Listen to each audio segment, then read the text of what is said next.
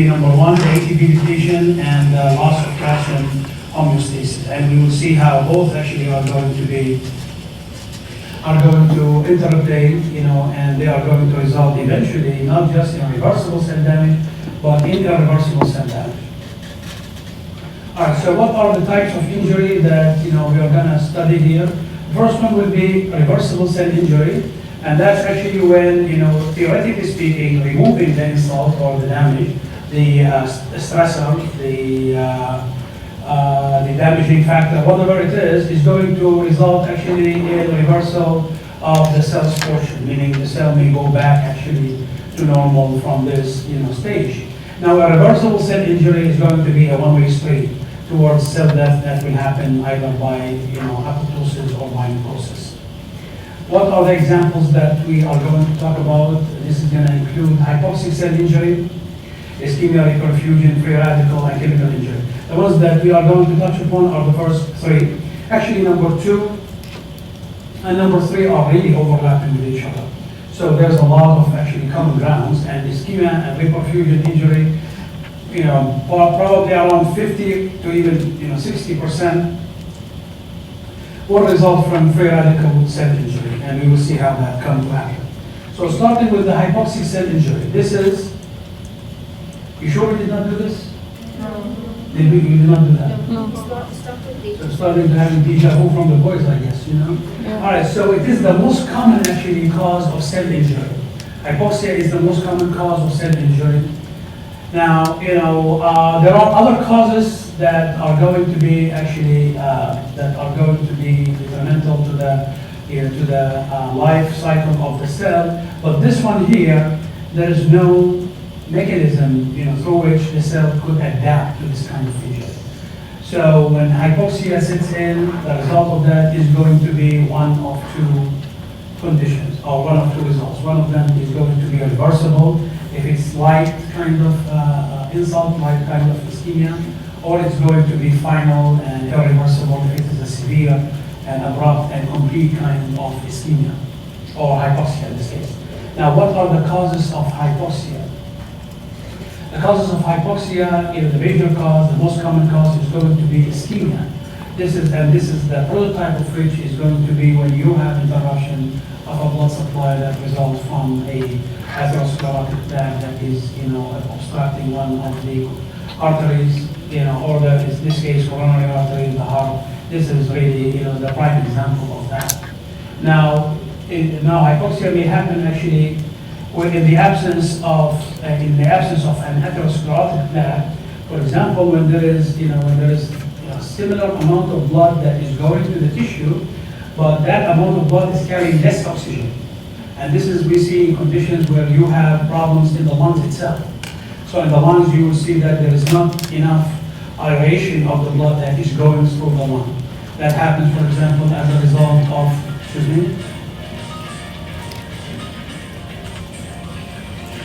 1 second. Yes. This is Dr. Urban, not Sabri. Kifa. Okay? Yeah. You called the wrong person, Dr. Hassan.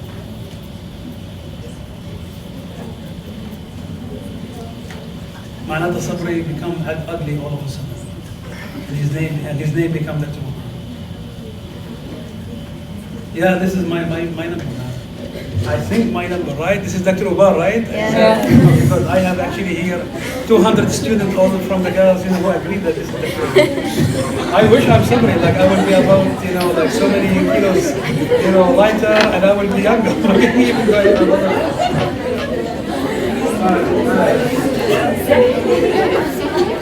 So is this really Dr. Ubar? Yes, this is really.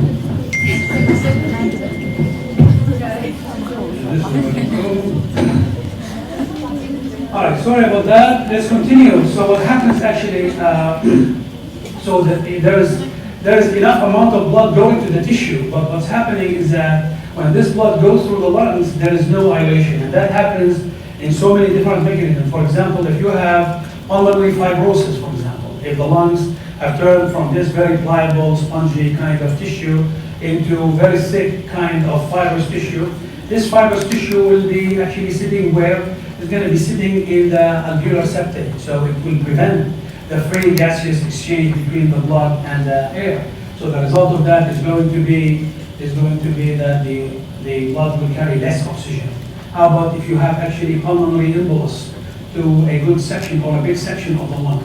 The result of that is going to be what's known as a ventilation perfusion mismatch. So there is enough blood going to that side. There is enough air going to that side, but as a result of the thrombus, there is not enough blood going to that side. Okay? So the result of that again is going to be that the blood will not carry enough oxygen.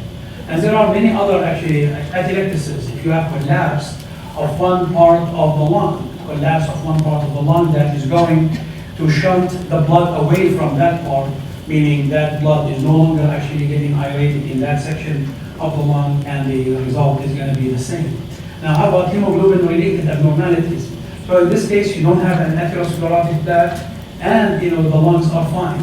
But what's happening here is that you have a different kind of hemoglobin.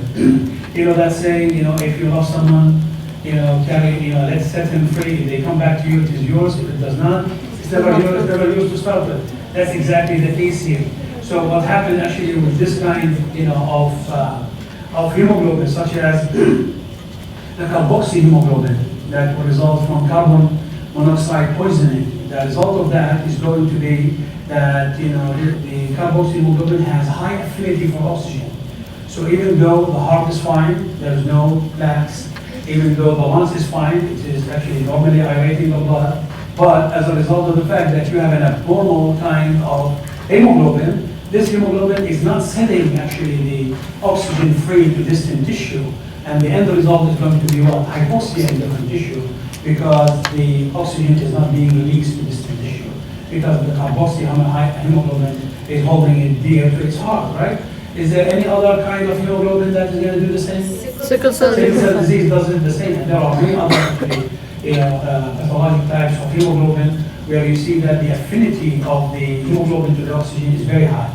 And that's what they call it, that's a bad thing actually, because it will not release the oxygen to the distal tissue, and the end result will be hypoxia. Anemia, another one actually here. So in this case, you have less of the good stuff. What's the definition of anemia? Hemoglobin level is low. That's hemoglobin. Is there any other actual definition for anemia? No, iron deficiency. Iron Low RBC, very good, excellent. And is there even like a third one? The iron. Iron deficiency. No. Iron deficiency causes it. Less hematocrit. Less hematocrit. So less hemoglobin, less hematocrit, less RBC. All of them are actually going to be. You guys studied anemia in year 1, right? Yeah. Okay, good. You brought it on yourself. Okay, is there an anemia where you see that these 3 numbers will go in different directions? Thalassemia. Who said that? Excellent. Excellent. Very good. So what happens in thalassemia? What happens in terms of numbers? Which numbers go up and which numbers go down? Or which numbers may go up and which numbers go down? All right, I'm not picking on you. Here's another one. Say it again. Hematocrit will increase, but the numbers of the blood cells will decrease. It's the other way around, right? So hemoglobin will decrease. Hemoglobin will be the definition of the anemia, but the RBC could be normal or elevated. Okay? Why is that? You know? Say it again. They're compensating for the less hemoglobin, so. Why you don't have it in other forms of anemia other than thalassemia? Because isn't that the B12 deficiency? They don't know the answer to that. Okay, so really, why is it happening only in thalassemia? We don't know, but as a clinician, you can use it actually to make a diagnosis, and they love this kind of question. These kind of questions actually are used to probe how much you guys know, and obviously you know a lot. So now, like those who answered it brought it on the whole class. You need to talk to them after the class. Guys, don't This say is a so. joke. We don't keep tag. We don't keep tab actually in this class. At least in my class. So don't worry about it. I hope you do not take it seriously. If you take everything I say seriously, you will be in the video. All right, so what happened as a result of the decreased synthesis of ATP, what's going to happen is all the functions of the cell are going to go haywire, including the membrane transport, including protein synthesis and lipogenesis, and that's going to really, be very detrimental to the patency of the cell, to the intactness of the cell, because the cell will no longer have actually a functioning membrane, will no longer have, a viable membrane, because not just cytoplasmic membrane, but all kinds of membrane, because the basic units of the membranes are no longer being used. The lipoproteins, that are part and parcel of the membranes of the cell will no longer be made, because you no longer have ATP to make them, and the result is going to be further, destabilization of the cell itself, that is going to add insult to whatever that is happening to the cell at that stage. So what are the two ways for an ATP to be produced? When the cell is happy and dandy and receiving enough amounts of oxygen, it's going to actually go through the oxidative phosphorylation. And where does that happen in the cell? Mitochondria. In the mitochondria. Where in the mitochondria? Membrane. The inner surface of the membrane, right? Okay, so what's going to happen? How many actually ATP molecules were resolved from this process? 34. 32? 34. 34.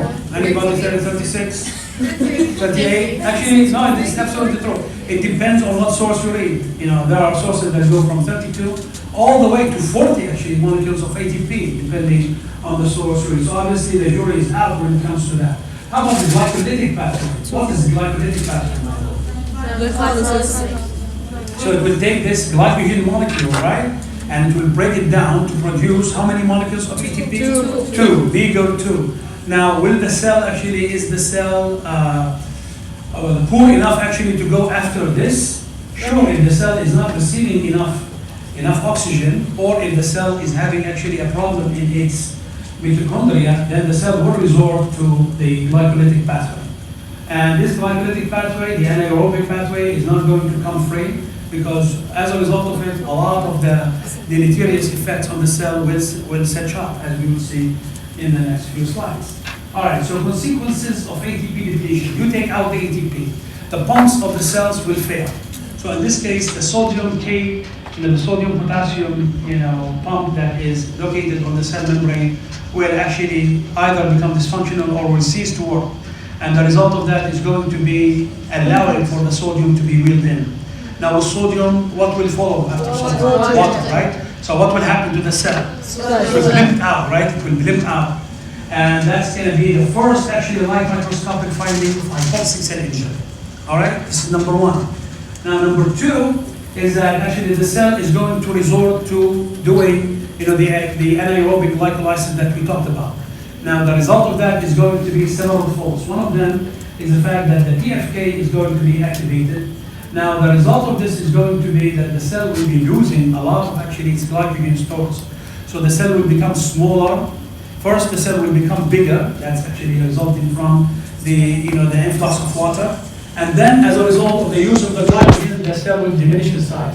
So it will become smaller than it is because it will be losing its glycogen. At the same time, and that's where it becomes really tricky, is that as a result of the breakdown of glycogen, one of the byproducts of this pathway will be the production of lactic acid. So lactic acid will start to accumulate in the cell, and the result of that is going to be increased acidity, decreased pH of the cell.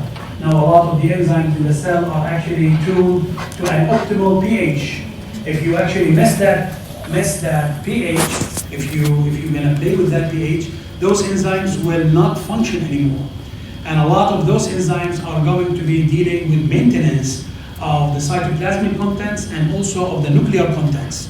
One of the things that one of the things that will result from the increased acidity of the cell and the fact that there will be no enzyme maintaining the patency of the nuclear material will be the soft clumping of the nuclear chromatin. Okay? The clumping of the nuclear chromatin, which is the only nuclear feature that you see in a reversible cell injury. So that's the important thing to remember, is that clumping of the nuclear chromatin is the first and the only feature, the nuclear feature that you see in a reversible cell injury. That's what I want you to know for our series, for our lectures here, If you open a book or if you go online, you will see actually that, in several resources give you several answers. One of them actually mentioned that, and a couple of them mentioned that clumping of nuclear chromatin is early pyknosis, which is what you see with irreversible cell injury. Now, I don't want you to remember that, okay? I like actually to, at least in my lecture, paint what's black is black and what's white is white. So I want you to know that nuclear chromatin clumping is reversible cell injury. Is that clear? And the others are going to be something else, okay? Is that clear? I don't think you can go wrong with that.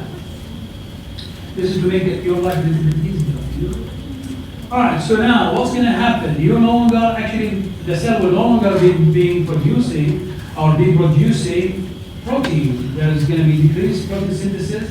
Why is that? As a result of the influx of the water, you will see that the ribosomes will dissociate from the rough endoplasmic reticulum. So as a result of that, there will be no production of protein anymore. The other thing that's going to happen is that what's going to follow the decrease of protein synthesis is that the lipids that used to be carried actually by the proteins around in the blood, lipids will use proteins as carriers. Proteins are always carriers actually. They carry so many different things. They carry metals. Can you give me an example of that? Iron. What's the form of iron, iron transporting protein? Ferritin. No, ferritin is not a transporting protein. It is what? Ferritin is what? It's a storage protein. Very good. So transfer, right? Transfer. Very good. Very good. Okay. So now, and many others, right? Not just that, but as an example. So as a result of that, when lipid no longer find its own transporter, in the protein, it will start to accumulate in the cell. And that's, a second feature, not the earliest feature, but the second feature of reversible cell injury, what you call fatty change.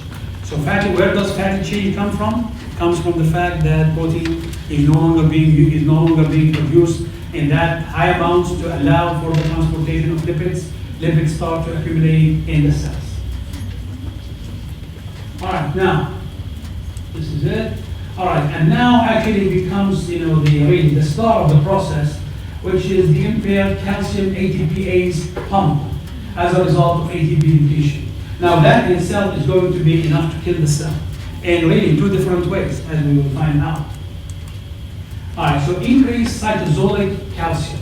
That is going to be the result of the failure of the calcium ATPase pump on the cellular membrane. What is that in a result? Let's see if we are at this. No, this is some. Actually, let me tell you that this is very, awkward to be called in this like this.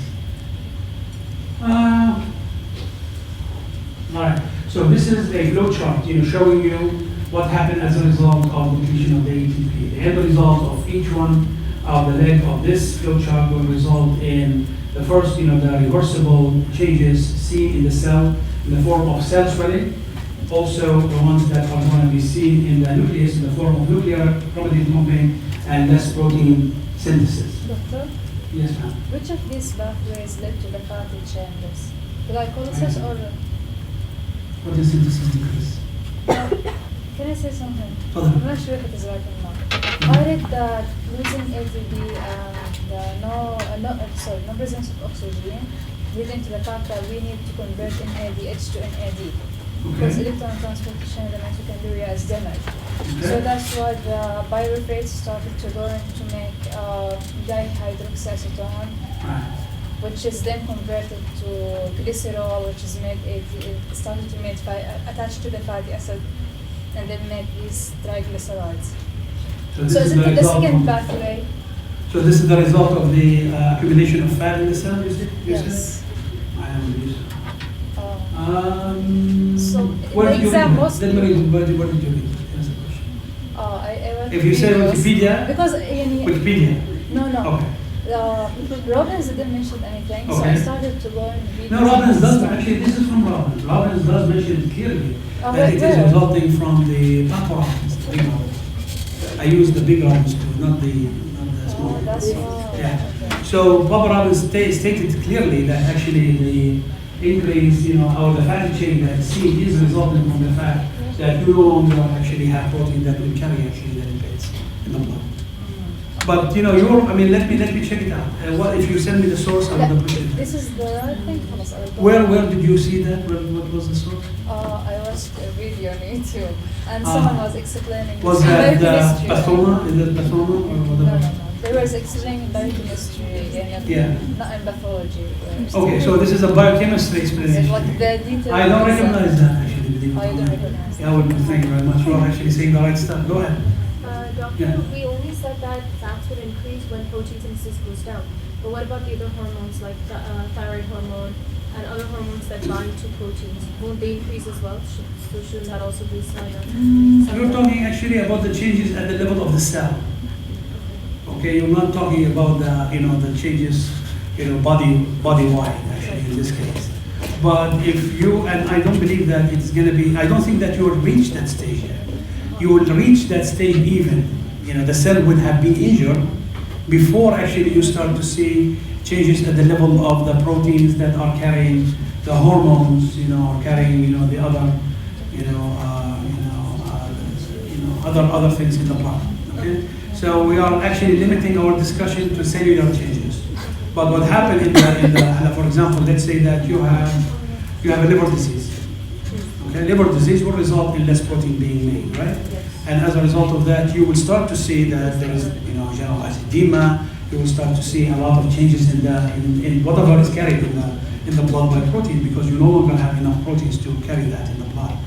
But that's very different than if you're talking about another cell, So the cell that, in that sense, that cell will not be specialized like a liver cell, for example. Okay? Anything else? Are you guys getting at least the hang of it? Are you on board? Okay, good. All right, so let's see where we are now. Okay, so oxygen is restored, all the above changes are reversible, ischemia persists, irreversible changes. Like everything in life, right? You have to, stop at, a certain, what do you call it, a red line, right?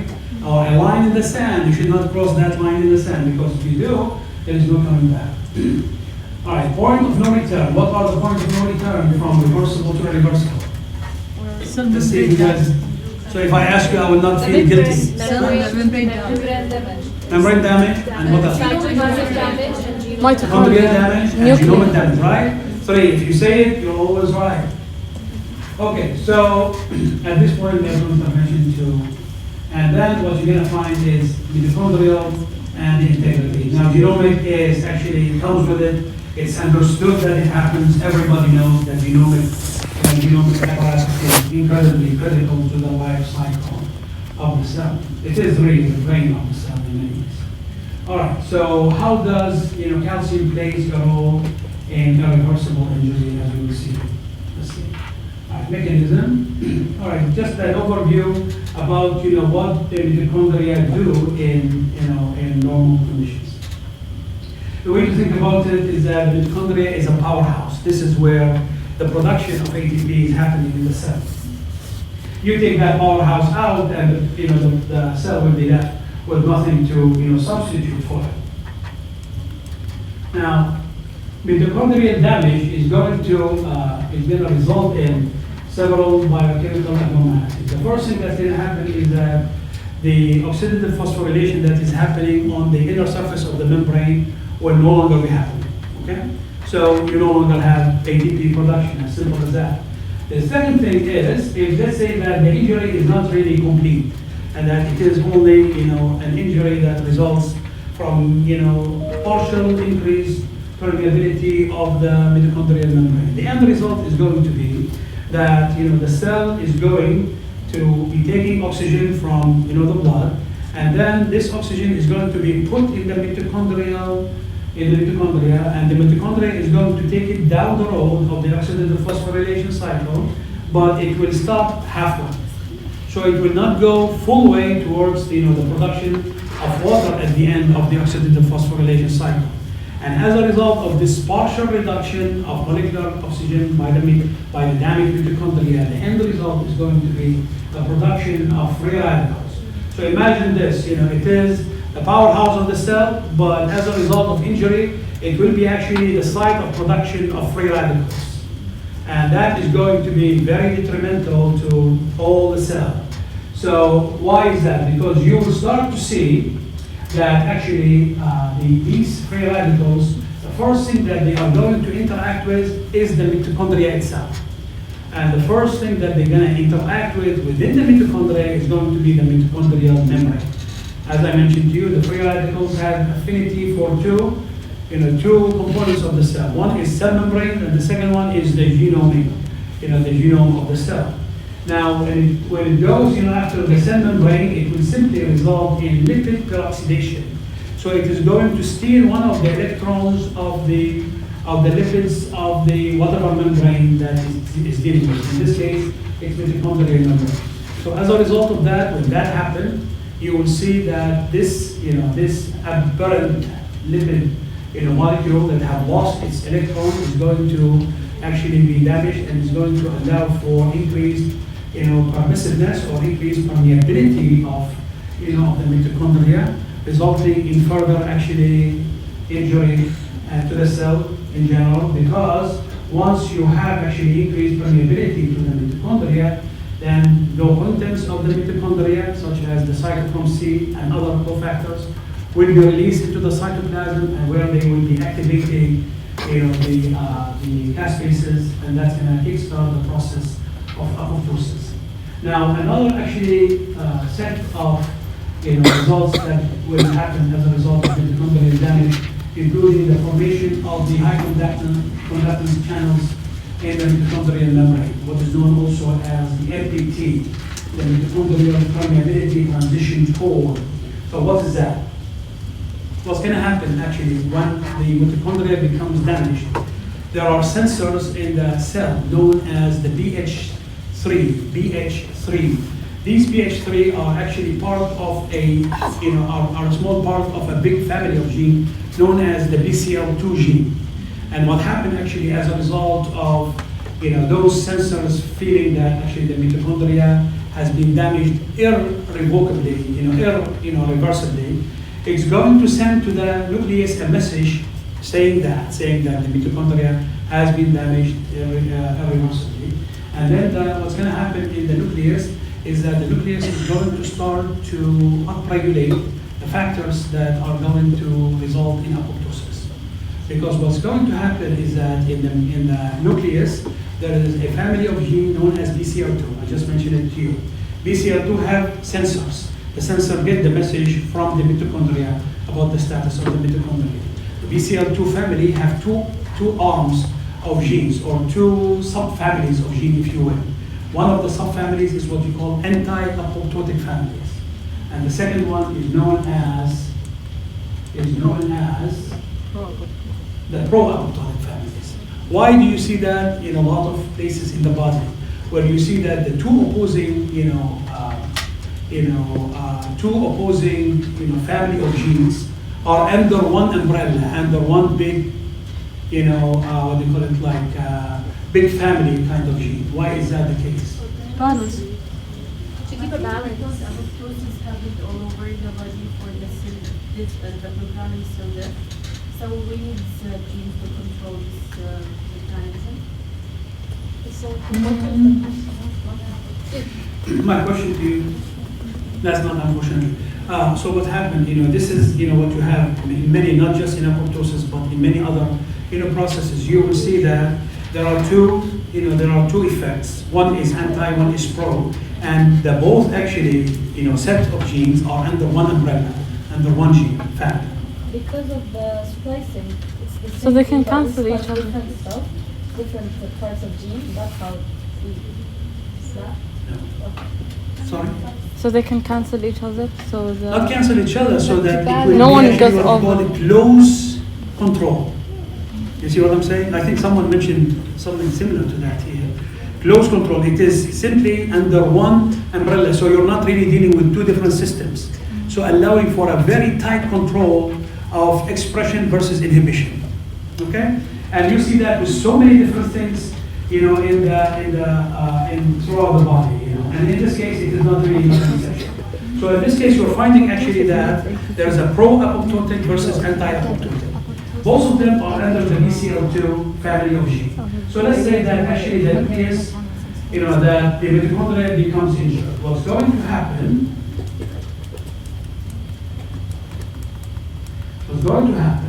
is that the family of gene, or the branch of the family of gene that is specialized in pro-apoptosis, will be upregulated.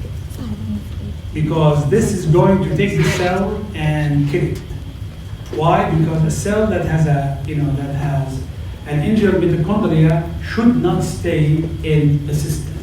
Why is that? Because that cell is going to be very prone to mutations, which means genomic insults, and those kind of cells are not allowed to propagate in the grand scheme of things.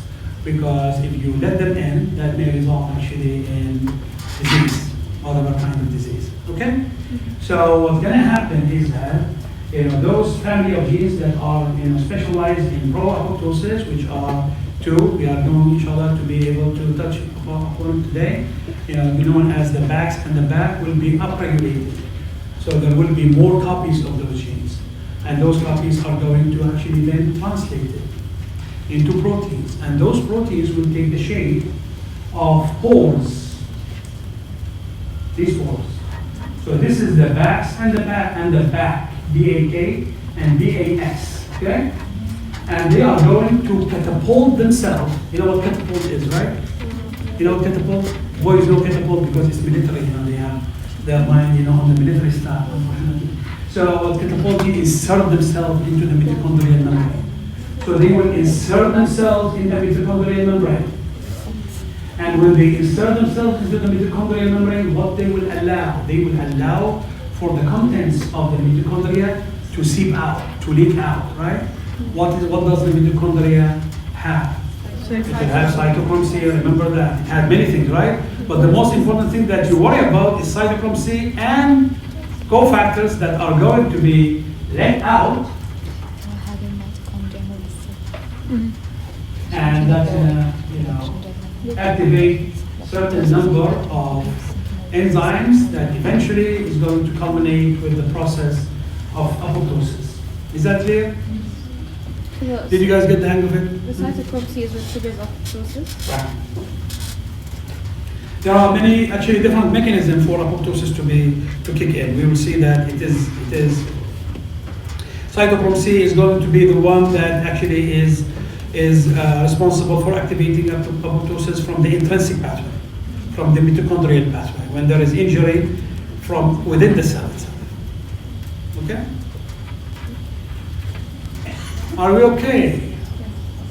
We'll get to it again until you say no more. Okay, so damages to the membrane. The second leg of irreversible cell damage. All right, what is causing damage to the membrane?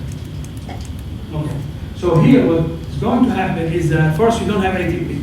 So you no longer are producing the lipids and the proteins, okay? So first you don't have spare parts, right?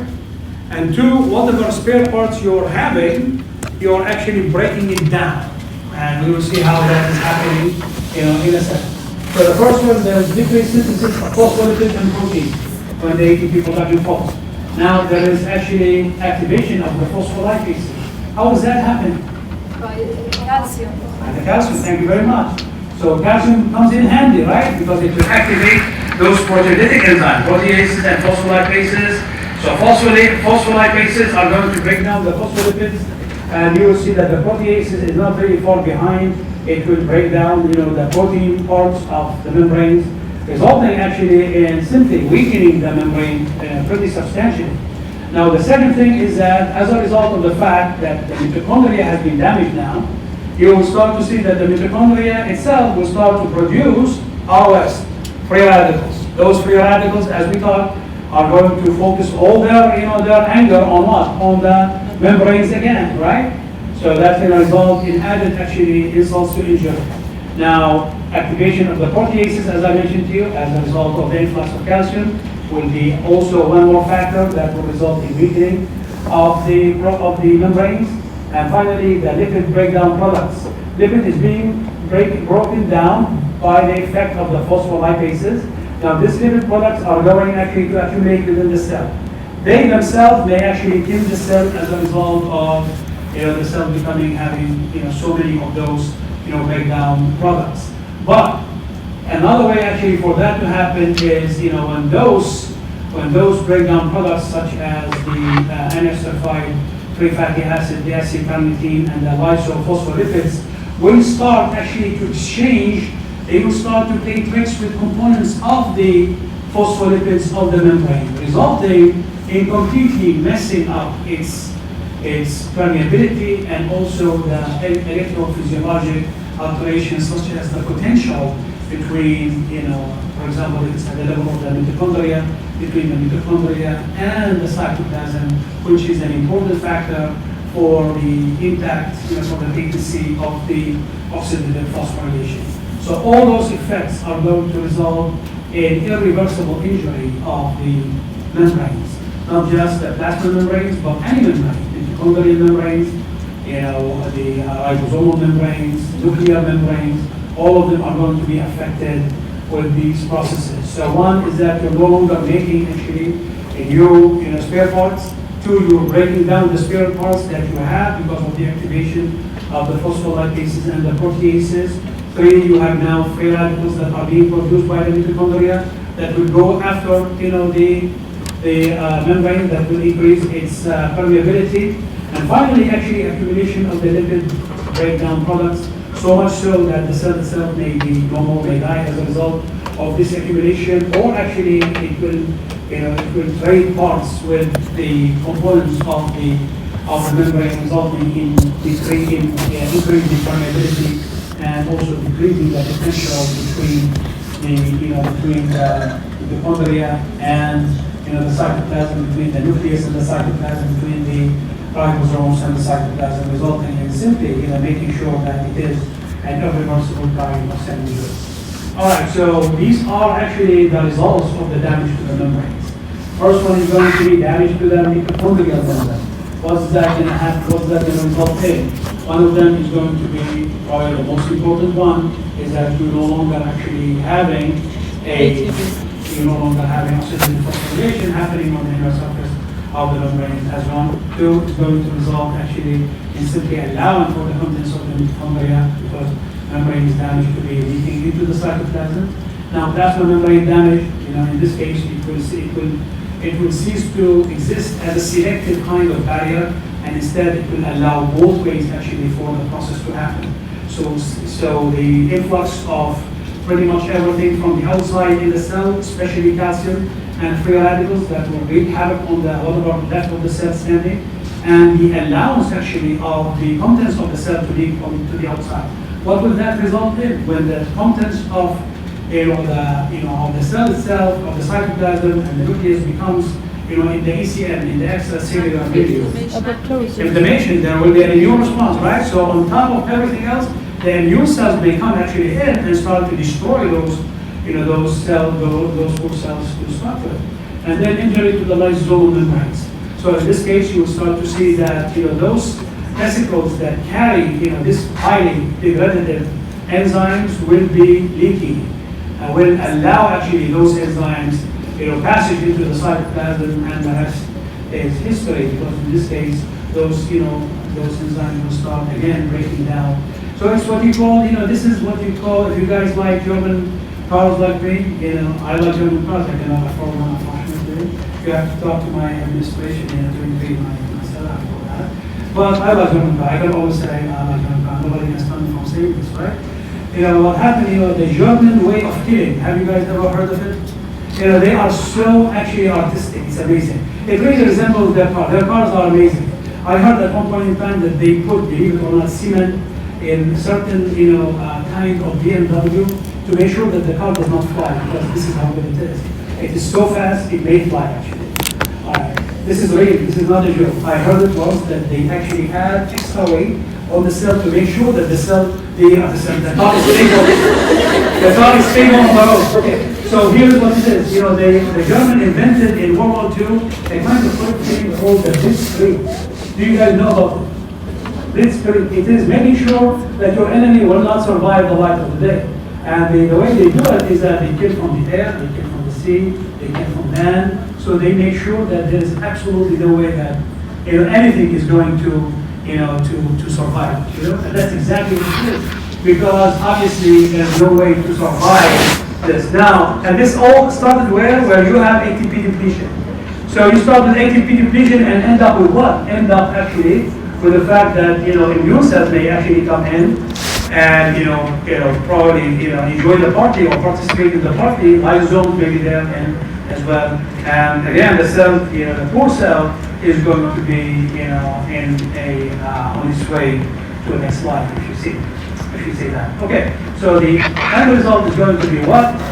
It's going to be cell membrane damage or damage to other parts of the membrane. We talk about the mitochondrial dysfunction, and there are also other membranes inside the cell, including the ribosomes, including the Golgi. All of this are not going to be functioning anymore, and all of it is going to become leaky.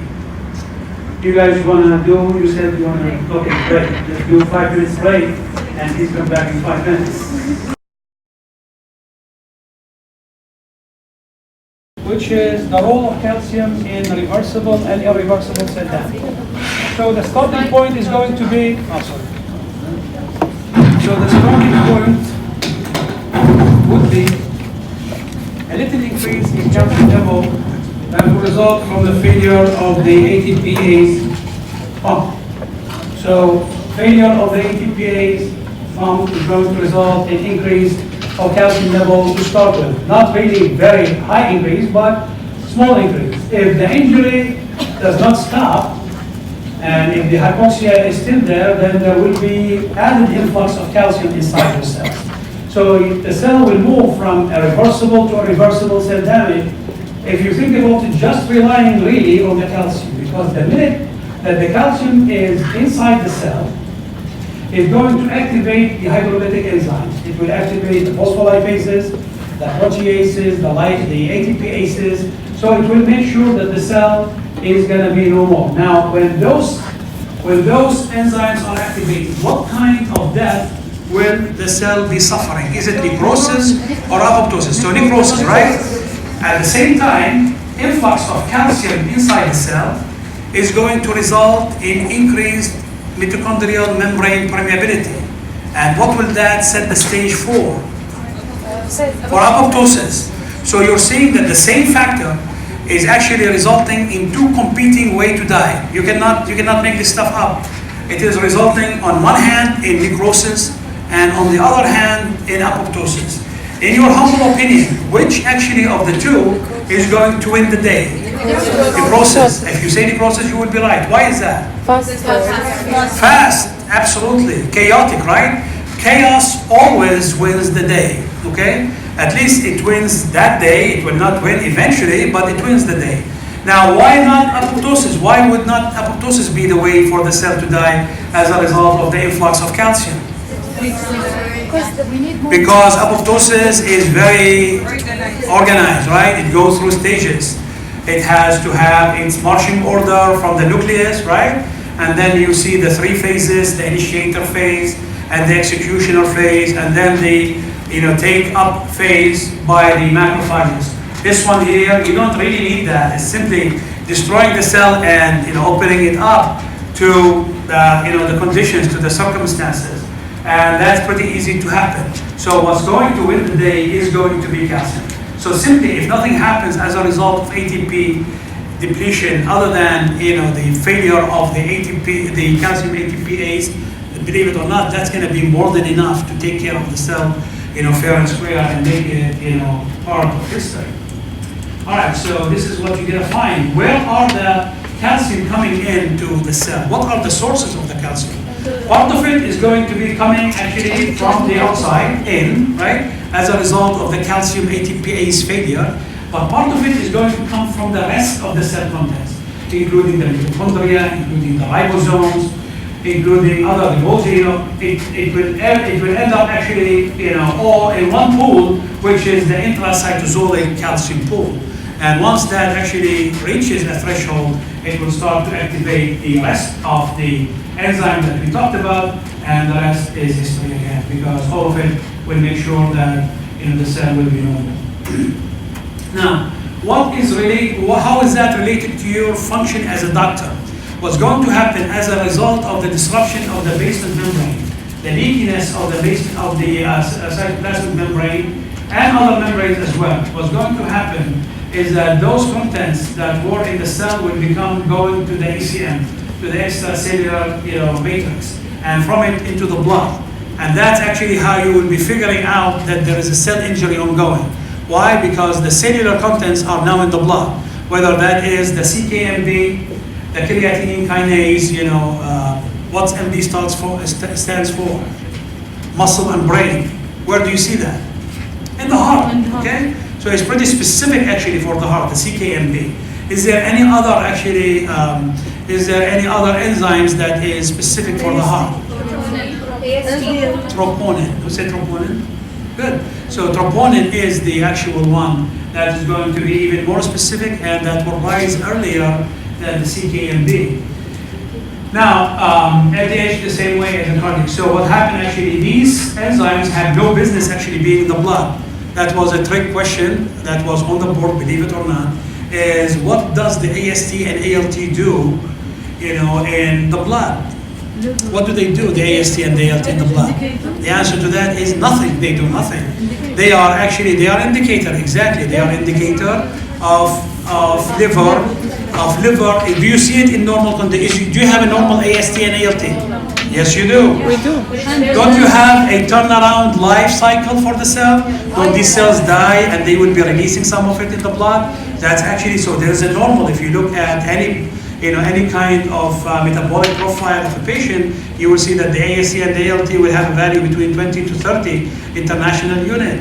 Now, when you start to see more than that, that will be an indication of cell injury. So the short answer to what are they doing in the blood, the answer to that, believe it or not, nothing. They should not be in the blood to start with, right?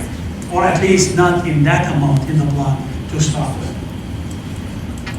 All right, so now, how it will look under the microscope when it comes to, first, ultrastructurally, and under the microscope when it comes to reversible cell injury. So the cell becomes, swollen, right? So with it, everything will be swollen. The cell membranes will be swollen, will be tense. As a result of that, it may give way to parts of it in the form of blebs.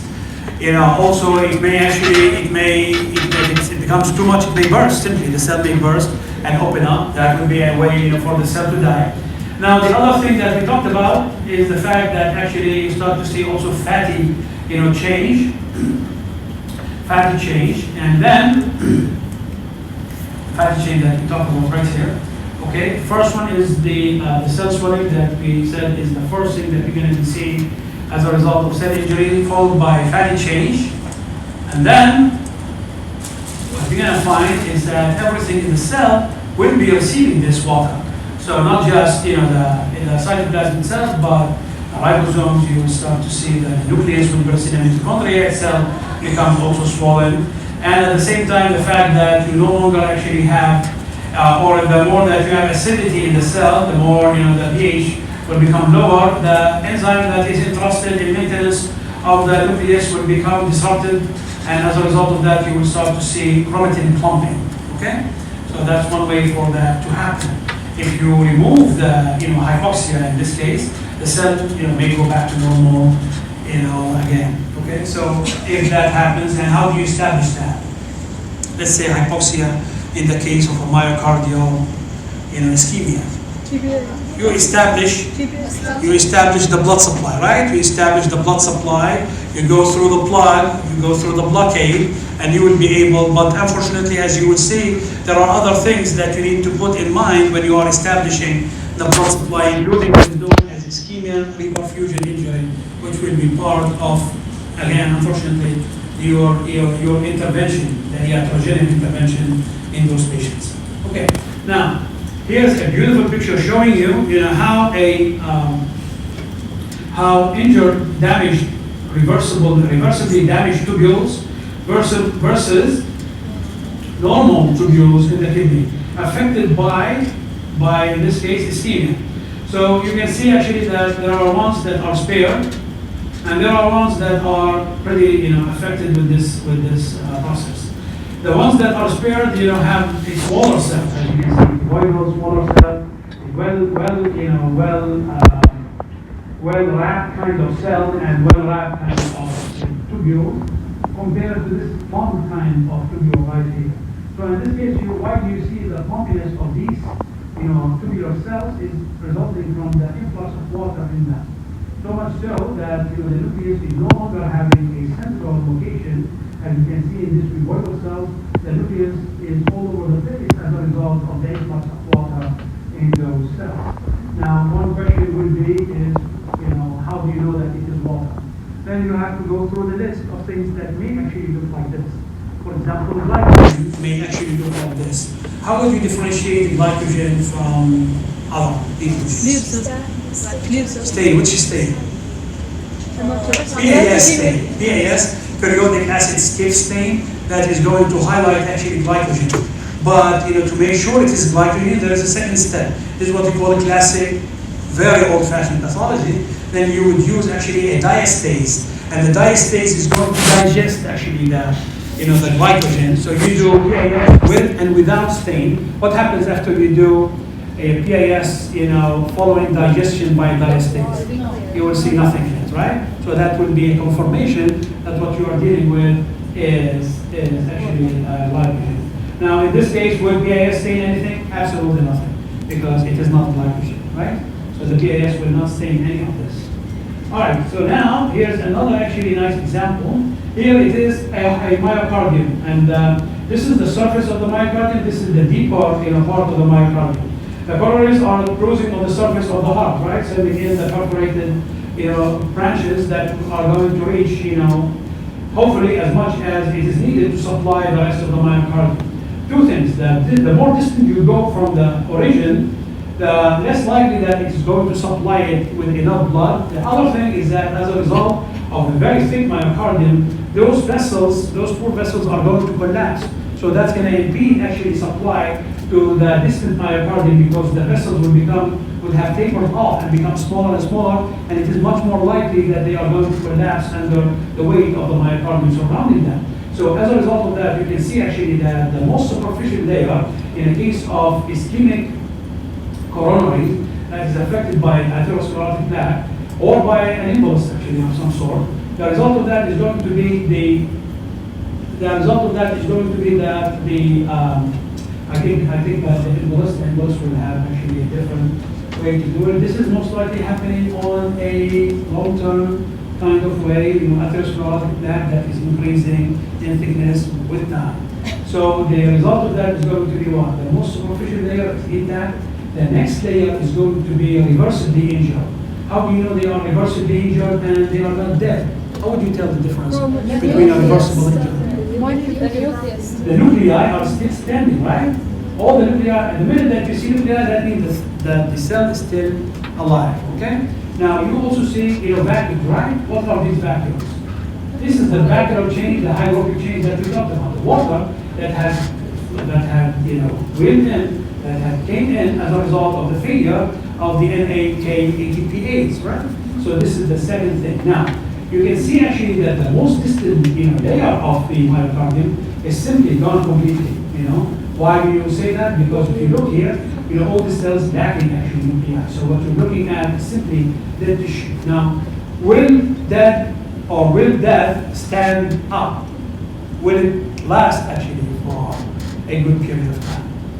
And the answer to that is yes. It will stay there for a while, okay? Until it's going to be followed by a repair process. So it will stand there for a while. The reason why it will stand there for a while, and this is opening the next lecture for us today, is the fact actually that the enzymes that are going to liquefy this dead tissue have been affected by acidosis. Remember the acidosis that the cell was producing, the increased lactic acid production resulting from the cells relying on the anaerobic glycolysis. This lactic acid will accumulate so much, it will neutralize, it will simply decommission the enzymes that will, take care of this dead tissue coming from the cell. The cell has lysosomal enzymes. Those cells, lysosomal enzymes, they are put there by the Almighty for this stage in the life cycle of the cell. When the cell is dead, those enzymes will be released to digest everything. Now, those enzymes have been decommissioned, have become dysfunctional as a result of the acidity of the cells. Right? Did you guys get that? Or are you going into the lala zone? So I said to you, this area is reversibly injured. This area is irreversibly injured. But for the time being, this area is actually still standing. It is still standing because the enzymes that should have taken it out were made dysfunctional from the acidity of the cells.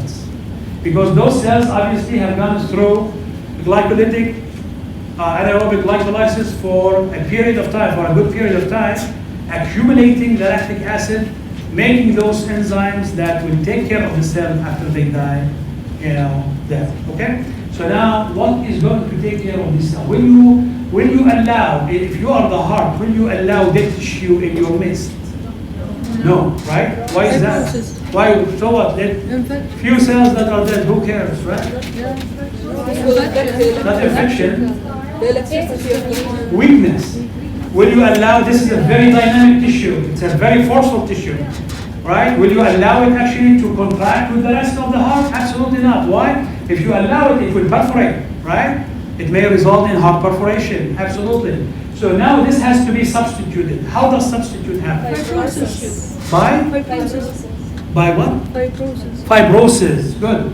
Fibrosis. I was hoping nobody would say necrosis. Is it necrosis that it will die? Yes, it is. What type of necrosis? Liquefactive necrosis. Very good. Liquefactive necrosis. So what's going to happen, those cells are dead, right? They will release some contents. These contents are going to attract macrophages. Macrophages come and they release their good stuff. They will find this thing right here, fair and square. And then they will produce fibrosing agents, such as the PDGF, the platelet-derived growth factor 1, and such as the FGF, the fibroblast growth factor, which will recruit actually and activate fibroblasts to the site of the injury, which will start actually to lay down fibrous tissue that is going to be better. It will not be a contracting tissue, but it will be better than the weak muscle tissue.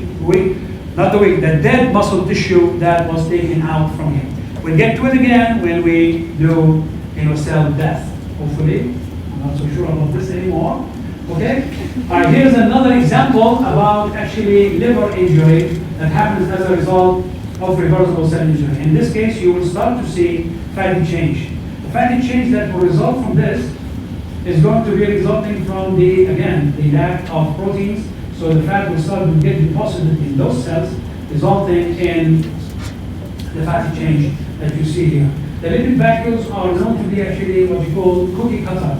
They have very well circumscribed kind of appearance, And to tell them apart from anything else that, maybe doing the same, you do the fatty stain that we talked about, such as the oil red O and so on and so forth.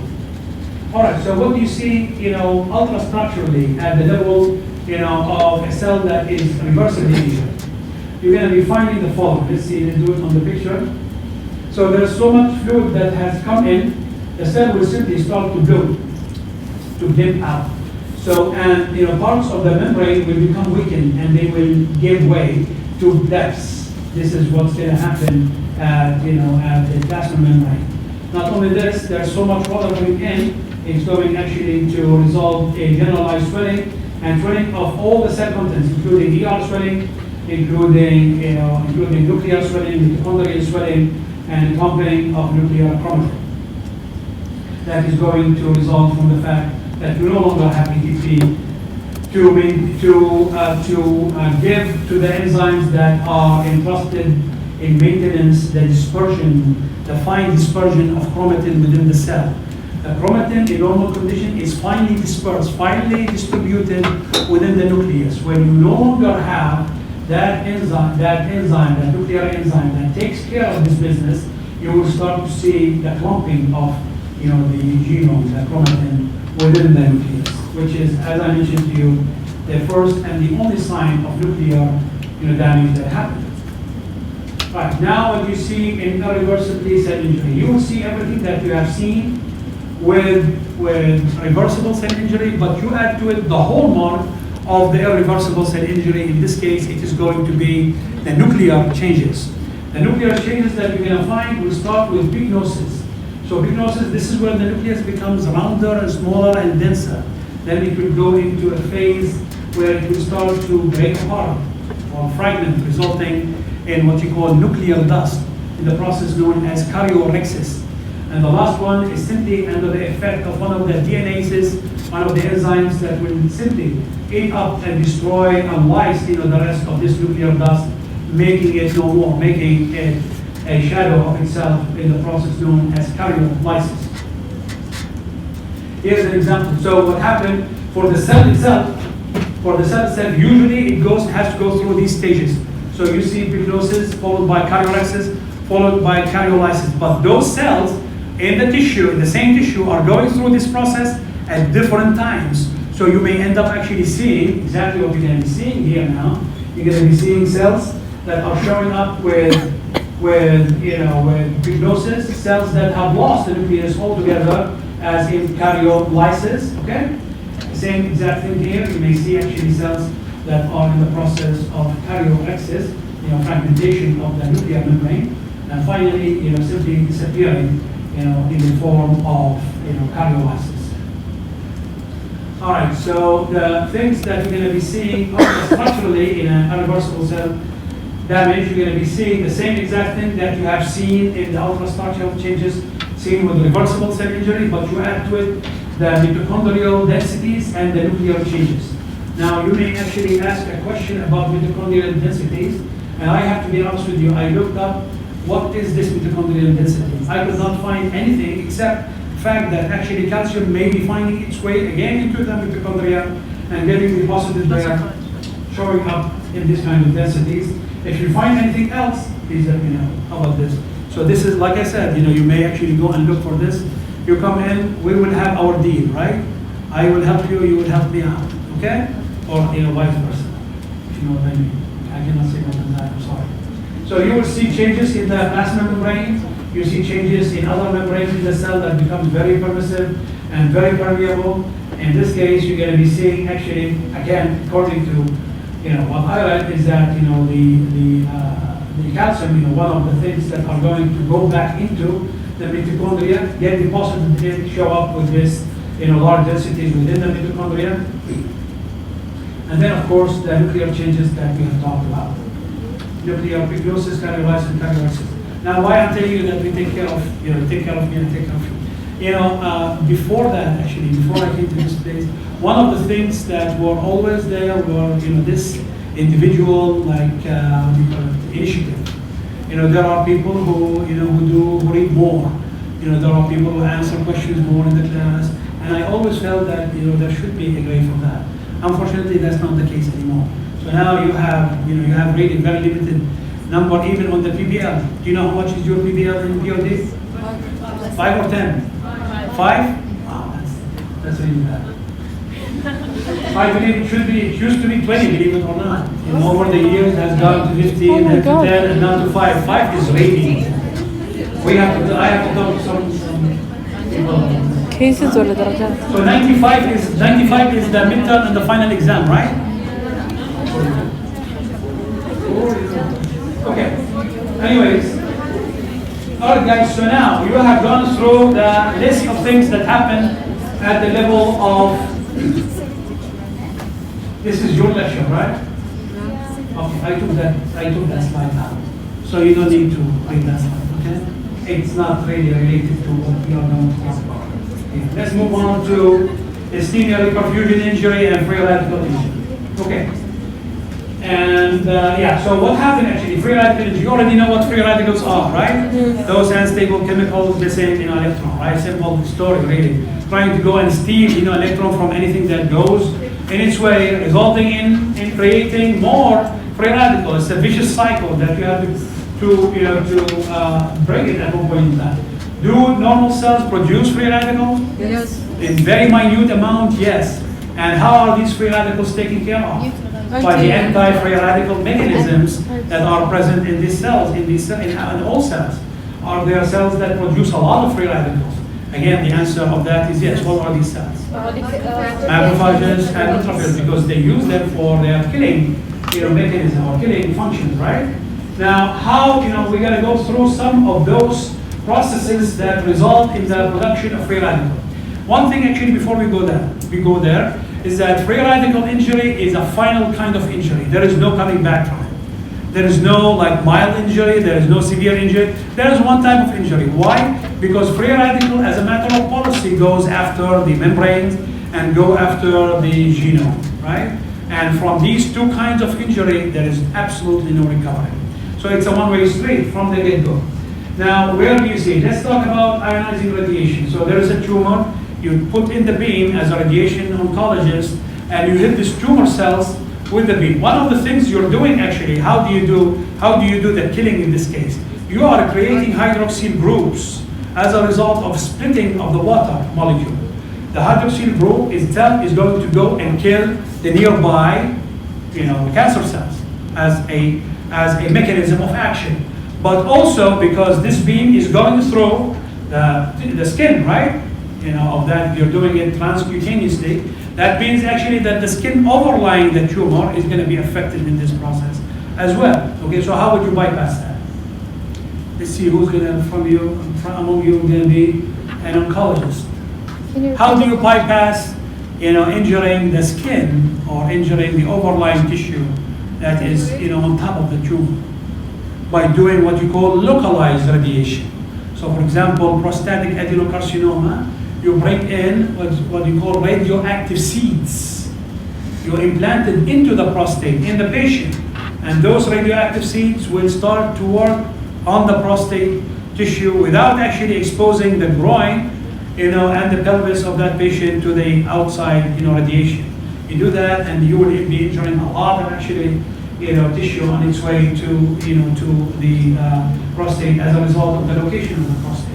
So you implant seeds, and that is being done nowadays more and more across, all oncology, not just in the prostate. So doing what you call localized radiation as opposed to, radiation from the outside in. How about, when you talk about, high concentration treatment of oxygen? So that's actually what you see, for example, when you are treating respiratory distress syndromes, especially respiratory distress syndrome of the newborn. Okay, where someone is actually is born immature, and as a result of that, they will need actually a lot of oxygen. You give them oxygen. This oxygen may result in blindness, and the reason for this is the fact that actually this O2 is going to be converted into hydroxyl superoxide O- and the H2O2. The three very powerful, free radicals that are going to wreak havoc on the retina of this person, resulting in its blindness, of this baby actually, unfortunately resulting in blindness. So you're trying to treat, the end result is going to be unfortunately further injury that you have not expected away from the cardiovascular system, the cardiovascular pulmonary system, and into the affecting the sight of this person. All right. Now, one thing that I want to talk to you about is metals. The Fenton reaction. What is the Fenton reaction? Have you guys done that I'm pretty sure you should have done that in UPP. Yeah. So what does the Fenton reaction do? It's when the lights get into the raise. So it is Fe2 plus H2O2, right? A molecule of hydrogen peroxide. And the result of that is going to be what? It's going to be Fe3 plus hydroxyl group. So that's one leg of the equation. Now this Fe3 is going to be reduced back to Fe2, again by interacting by another hydrogen peroxide. And in the process of doing so, it's going to create a second kind of free radical known as hydroperoxine. So hydroxine and hydroperoxine, two per cycle of Fenton reaction. That explains to you why you have so much damage if you have iron overload in that person. Iron overload that may come actually as a result of continuous transfusion of blood to patients, who have, for example, thalassemia, who become, life dependent on transfusion for the rest of their life. As a result of that, all those RBCs carry iron in them, right?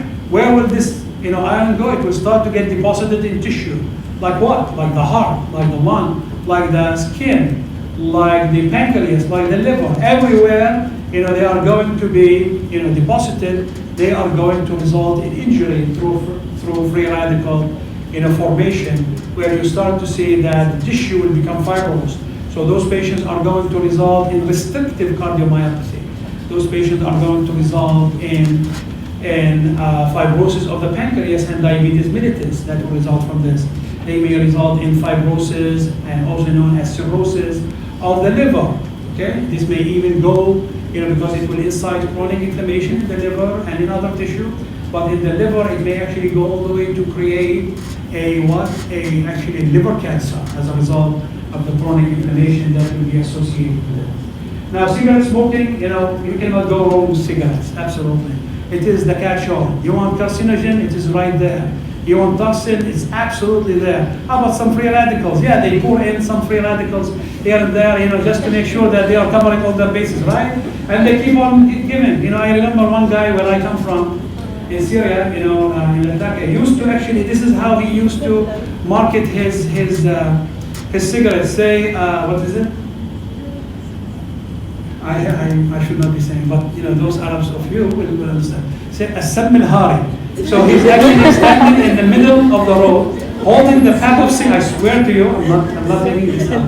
Holding the pack of cigarettes and saying, as-sam al-hari. And people are coming in like in droves. Give us more. If this is not a testament to what the tobacco companies have done over the years, of the power of their advertisement. This is an incredible kind of power, Imagine telling you this is poison. There's no hiding here. We don't need any advertisement on the cigarette. It is the guy himself actually is telling you, and you're still buying it. That tells me a lot of things actually. Okay, how about this? How about, atherosclerosis? How does the injury in atherosclerosis happen? Do you recall, when I opened this lecture by telling you actually that if you really think about it, free radical is the most common cause of injury overall. It's not really hypoxia, it is free radical. Atherosclerosis, one of the biggest. It used, like cancer came in the 2010 to 2012 becomes number one. Now we know actually that, cardiovascular is back number one killer worldwide. Again, as a testament to the, to atherosclerosis and its effect on blood supply to noble organ, primarily the heart and the brain, of course, in the form of stroke. So what happened here? When do you have LDL become seeping into the intima of the blood vessel? When does that happen? Not oxidated, before that. So there is lipid in the blood, right? Yeah. Are they free? No, they are carried. By what? By proteins, right? So if you're missing the proteins, that's one way to do it, right? Which is right. How about when you have an overload of fat in the blood, that also is going to saturate all the proteins. So as a result of that, there will be some free LDL, and that's when it will start to get deposited. It goes through the intima, and in the intima, it will be oxidized by the free radicals that will be facing it from the macrophages. Okay? So now the macrophages is going to oxidize this LDL. Again, oxidized LDL will become a free radical on its own right, and it's going actually to start to form the building block of the atherosclerotic, pathognomonic lesion known as the fibrous cap. It will form the fibrous cap on which an atheroma may happen. So how does that happen? So let's say that the oxidized LDL, now it's a free radical, it is injuring the intimal cell, resulting in the formation of a fibrous cap. How does the fibrous cap go all the way to plugging an artery? So you have this, unfortunately, we don't have a.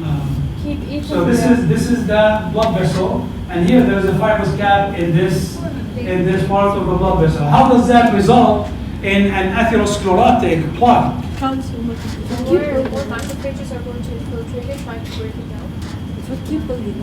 It's not a very It may, but usually life does not give you that much time actually. Building up will take a long time, right? Is there a shorter way for that to happen, like expressway, to cross over into the next slide? There's a way to do it. Once you actually have this, this fibrous cap, what is that going to affect in the dynamic nature of the blood flow is the laminar flow, right? What does the laminar flow do? The laminar flow is going to do one thing for you, which is to keep the cellular contents in the middle of the vessels, right? Away from the endothelium, from the intimal layer, the endothelium, correct? Why is that? Because those cells of the blood have really high affinity for the endothelium, and they may actually club to it, resulting in the starting building up of the atheroma. Now, the laminar flow the laminar flow will be disrupted in two places. What are they? One, when you have a stenosis, such as this, and two, in slower circulation, in the microcirculation. So two ways for the laminar flow to be disrupted. Microcirculations, where there is a slowness of the circulation, and the other one is actually when there is stenosis.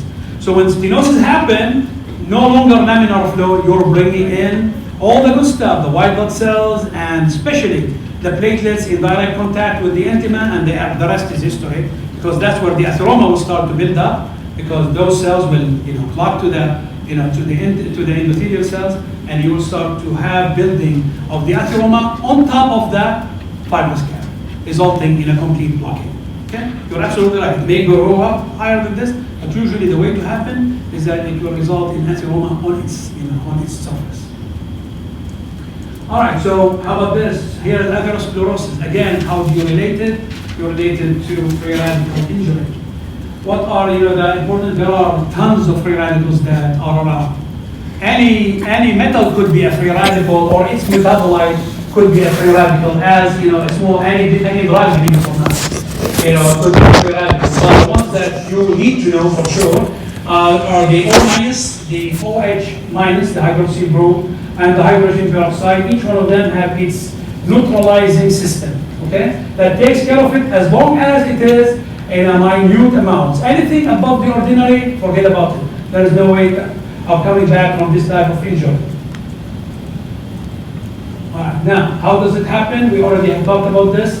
The fact it has high affinity to the genome and also to the cell membrane is enough for it to be actually an irreversible kind of cell injury from the get-go. Consequences of free radical, the lipid peroxidation. It's going to steal actually electron from the lipid components, lipid units of the membrane, resulting in turning those actually lipid components into free radicals themselves. That is going to change the permeability of the cell membrane, increase permeability, and also disrupt the function of the pumps at the level of the cell membrane. Several fold in kind of injury. The same exact thing what happens with proteins, resulting in protein fragmentation and degradation. And the last thing, of course, would be the final blow in the form of lesions, single-stranded breaks that will result in the final blow to the cell and cell death. All right, so now one thing I want to talk to you about is going to be the effect actually, or how does vitamins play a role as antioxidants. Where you will see that vitamins, probably after you get out of this lecture, you will be going and probably dumping up vitamins, as a result of what's going to be said here, because vitamins will act as a philanthropic kind of compound, because they are going to donate some of their electrons to these poor free radicals, to take them down. When you like, if you have a dog that is barking, you throw him a bone, right? That's exactly what the vitamins will do. They will throw a bone, they will throw a free electron. Take this.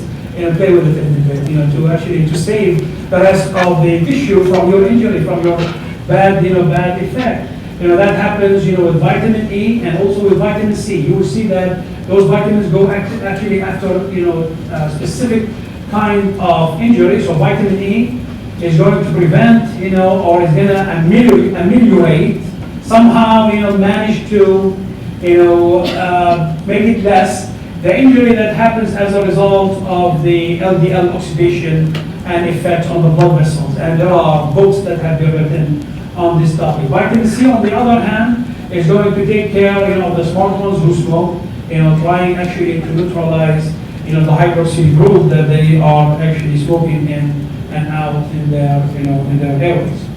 All right, so now one thing that I want to talk to you about that is very important is going to be the ischemic reperfusion injury.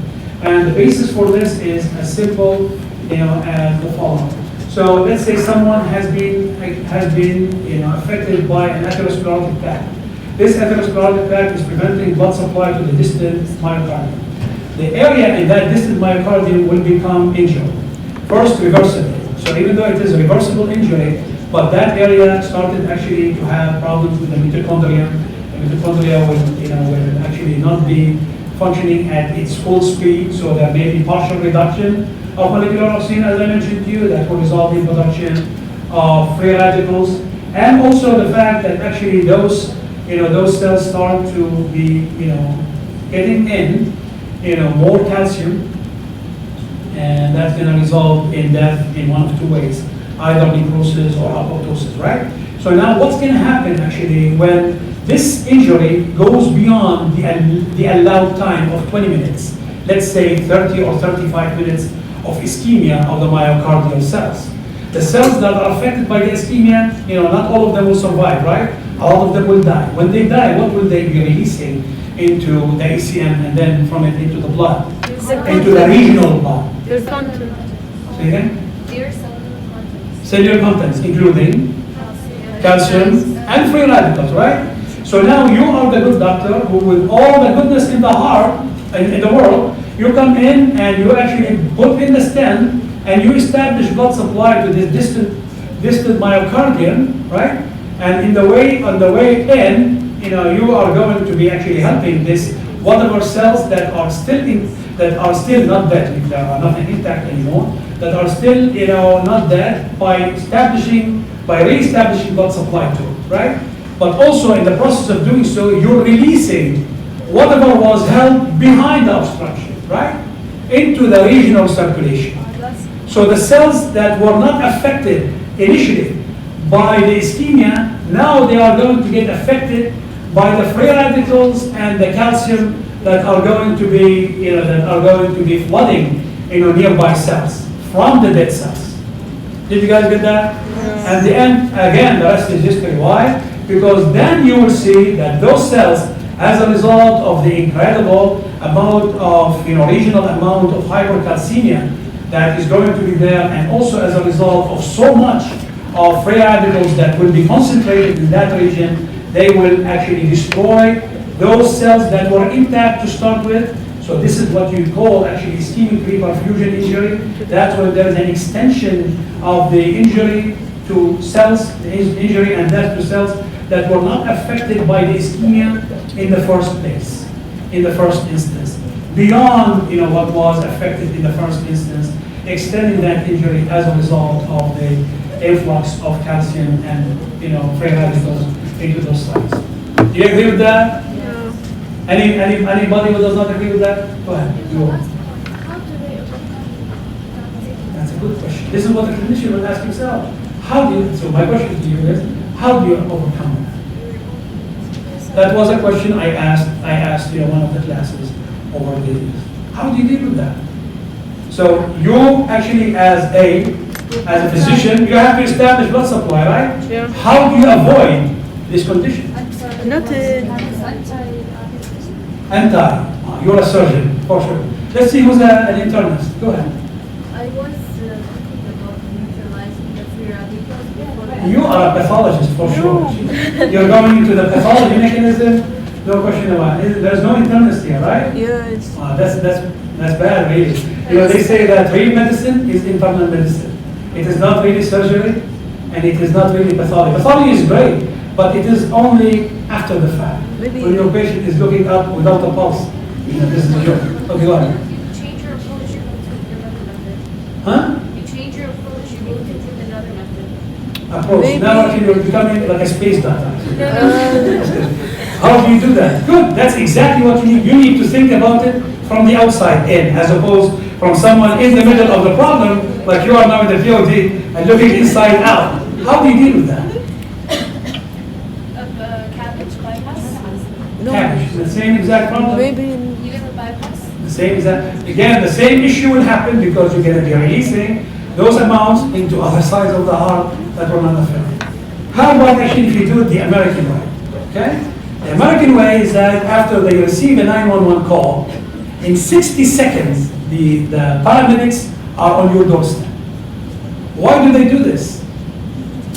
To bring in the patient to the emergency room ASAP. Because the less amount of time those cells are going to suffer ischemia, the less likely they are going to suffer, they are going to be producing, free radicals, and they are going to die. Do you agree with that? Yeah. So this is really it, to lessen the amount of, injury that happens to them or ischemia that happens to them. That's going to save the cell. So that's what you call a higher level of pathology. You know what I'm talking about? It's not surgery or medicine on the top. You get the idea. All right, so this is the next few slides. This is it for all of you, for your viewing pleasure, so to speak. Okay? You can read it on your own.